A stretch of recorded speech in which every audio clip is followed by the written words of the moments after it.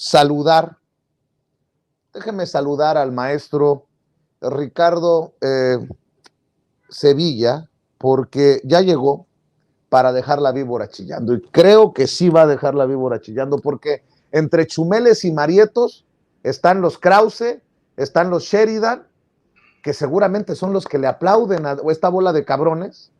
El maestro Ricardo Sevilla, periodista independiente, escritor, galardonado con el Premio Nacional de Locución 2022, columnista del diario Basta y orgullosamente miembro de esta familia Sin Censura. Hoy es miércoles de investigación especial, de reportaje especial para la audiencia de Sin Censura. Mi querido Ricardo, perdón por tomarme tanto tiempo para sacar el foie, pero si no sacaba las cosas que traigo ahí en el pecho sobre estos imbéciles, y me refiero a los Alarraqui, a los Chumel, a los Marietos, se me puede generar un cáncer y no vaya a ser la de malas. Mi querido Ricardo, te abrazo a la distancia.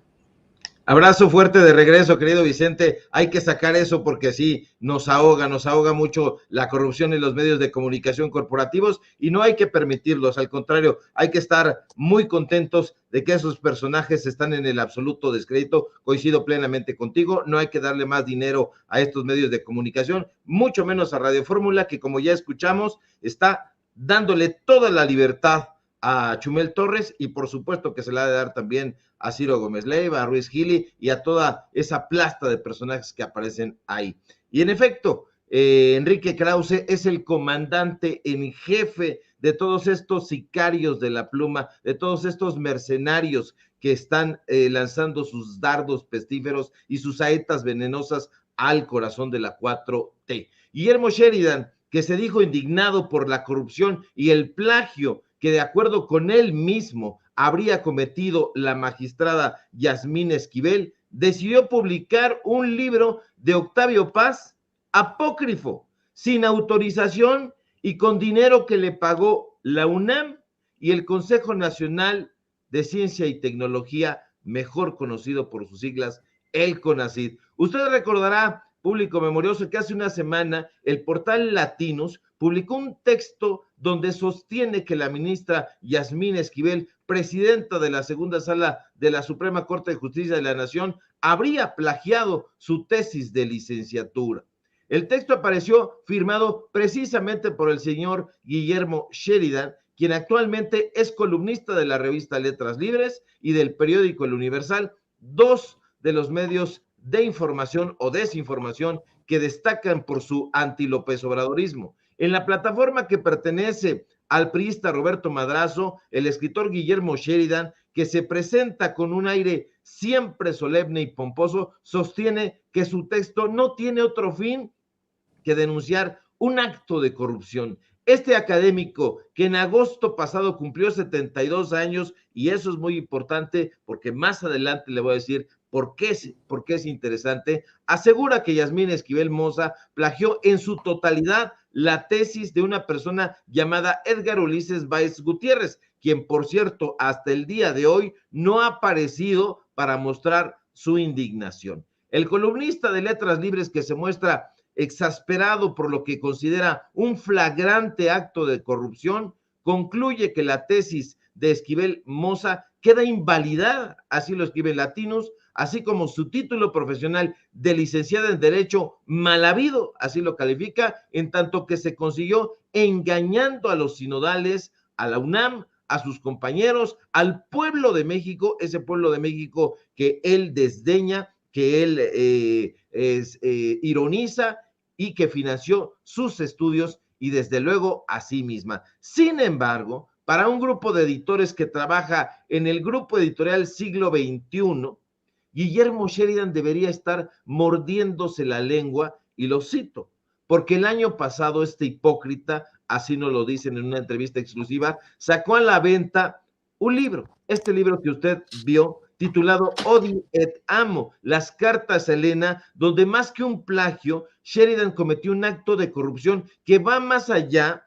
de vulnerar la tesis de licenciatura de un estudiante hace 35 años. Fuentes que trabajan en la empresa Siglo XXI Editores, SADCB, detallaron que ese acto de corrupción cometido por Sheridan consistió en lo siguiente: en haber publicado la correspondencia de Octavio Paz y Elena Garro, dos de los autores más importantes de la literatura mexicana, sin haber solicitado el permiso correspondiente ante el titular de los derechos patrimoniales de estas obras. Para entender mejor el contexto, Vicente, es importante recordar que tras la muerte de Octavio Paz en 1998, el poeta dejó como heredera universal a su esposa Marijose Tramini, a quien no solo heredó sus bienes materiales, sino también los derechos patrimoniales sobre la obra de su vida, la cual, de acuerdo con la voluntad del autor del poema Piedra de Sol, solo entrará en el dominio público hasta el 1 de enero del año 2099.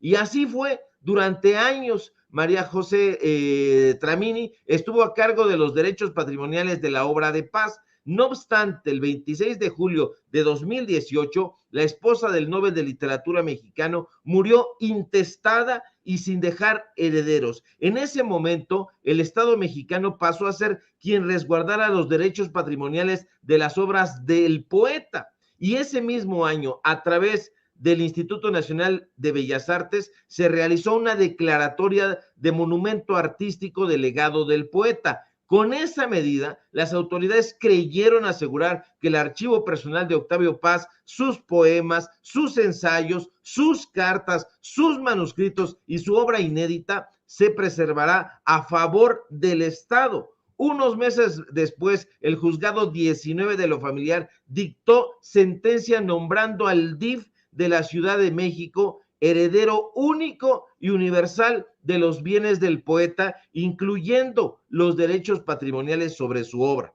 Pero lamentablemente, Guillermo Sheridan se saltó las trancas y, sin tener los derechos patrimoniales sobre la obra de Paz y pasándose por alto la ley, decidió publicar y registrar como obra de Octavio Paz un libro que, por si fuera poco, apareció sin tener la autorización del titular de los derechos de autor. De hecho, como usted lo puede ver en su pantalla, el libro Odi et Amo está registrado en la Plataforma Nacional de Derecho de Autor con el ISBN 978-607-03-1172, tal como puede verificarse en la plataforma oficial de Indautor, a nombre, fíjese usted nada más, de Octavio Irineo Paz Lozano. ¿Cómo carajo Octavio Paz pudo registrar esa obra con su nombre? Está registrada desde el 1 de septiembre de 2021. Incluso en el libro impreso aparece la leyenda: derechos reservados conforme a la ley y prohibida su reproducción parcial o total por cualquier medio. No podemos dar crédito cómo fue que Guillermo Sheridan llevó a cabo esta atrocidad. Ahora, Guillermo Sheridan nunca se llevó bien con la viuda de Paz, nos cuentan nuestras fuentes, y sin embargo siempre ha querido presentarse como el máximo exégeta de la obra del poeta de Mixcoac, pero de acuerdo con la versión de nuestros entrevistados, solo se trata de uno más de los aristogatos, así lo describen, encabezados por Krause, que han vivido décadas pegados a la ubre del autor del Laberinto de la Soledad. Otro testimonio nos asegura que Sheridan sabía perfectamente que el titular de los derechos de la obra de Paz es el DIF, Vicente, es el DIF, y sacar un libro con el nombre de Paz era un delito. El poeta ya murió y sin embargo aparece registrado con su nombre, pero aún así, con la anuencia de Tomás Granados Salinas, director editorial de Siglo XXI Editores, logró salirse con la suya y publicar estas cartas. De hecho, en la página 35 del libro, Sheridan dice con absoluto descaro que cuando un juez decrete qué dependencia estará a cargo de los derechos de autor, se pagarán las regalías de ley que genere la venta de ese libro. Pero mientras tanto, ¿cómo es posible que esta obra haya salido? Pero ¿sabe qué es lo más descarado y delirante de este libro? Que Siglo XXI Editores se haya prestado al juego, pero además Guillermo Sheridan acepta que el libro que publicó está alimentado por cartas que fueron adquiridas, agárrese usted, en el mercado negro de las cartas. Son cartas que compraron y que en algún momento incluso Héctor de Mauleón compartió en el periódico Reforma, y ahí está usted viendo el texto, forma parte de la introducción a este libro, y eso no es todo. En la página 37 del libro, el columnista de Letras Libres acepta que publicó este libro apócrifo con dinero que recibió de la UNAM y del CONACYT. Ahí lo está usted viendo. Dice, dejo constancia que mi trabajo en este libro forma parte de mis labores como investigador en el Centro de Estudios Literarios del Instituto de Investigaciones Filológicas de la Universidad Nacional Autónoma de México y como profesor visitante en su Centro de Estudios Mexicanos en Seattle. Dejo constancia también de que con el mismo propósito de auspiciar mis trabajos de investigación, recibí el apoyo que otorga el Sistema Nacional de Investigadores del Consejo Nacional de Ciencia y Tecnología del Gobierno de México. Dinero público. Dinero público. Esto no es de hace 35 años, Vicente. Esto es del año pasado. El año pasado es cuando este personaje que ahora está acusando plagios y que está publicando en Latinus, pues está no sé qué haciendo, porque nos preguntamos cómo es que Octavio Paz registró ese libro o cómo es que Guillermo Sheridan, a nombre de Octavio Paz, pudo llevar a cabo. Esto es un delito. Un dato adicional, Guillermo Humberto Sheridan Prieto, quien es investigador titular C de tiempo completo en la UNAM y que dice, como ya lo leímos, que trabaja en el Instituto de Investigaciones Filológicas, donde obtiene una remuneración bruta de 33,929 pesos y estímulos por 43,345 pesos, lo que da un total de más de 68,000 pesos mensuales. Actualmente tiene 72 años. Y eso no sería relevante, Vicente, si fuentes que trabajan en el Instituto de Investigaciones Filológicas no nos hubieran revelado que, de acuerdo con el Estatuto del Personal Académico de la UNAM, Sheridan ya tendría que estar retirado desde hace 2 años. Y es que, de acuerdo con el artículo 102 del Estatuto del Personal Académico de la UNAM, cuando un miembro del personal académico alcance la edad de 70 años, tendrá que dejar su plaza. Lo está usted viendo, lo está usted leyendo en su pantalla. Y solo si la institución requiere de sus servicios, el Consejo Técnico respectivo podrá acordar anualmente que continúe en funciones. ¿Pero qué cree usted? Que le preguntamos a la UNAM y nos dijeron que están de vacaciones para nosotros, pero no para Yasmín Esquivel, que a ella sí, esas investigaciones ya están en curso, para nosotros están de vacaciones. Nos dijeron que no podrán darnos respuesta hasta que regresen. Sin embargo, fuentes que trabajan en el Centro de Estudios Mexicanos de la UNAM en Seattle nos aseguran que Sheridan no ha presentado su caso ante el Consejo Técnico para continuar ocupando su plaza y en ese sentido estaría laborando ilegalmente en la UNAM. La pregunta de cierre es, querido Vicente, público memorioso, el intemperante Guillermo Sheridan, ahora devenido en furioso cazador de plagiarios en Latinus, ¿no debería explicarnos por qué incurrió en un flagrante acto de corrupción al publicar el libro de un autor que ya murió y sobre el cual nunca solicitó el permiso del titular de los derechos de autor?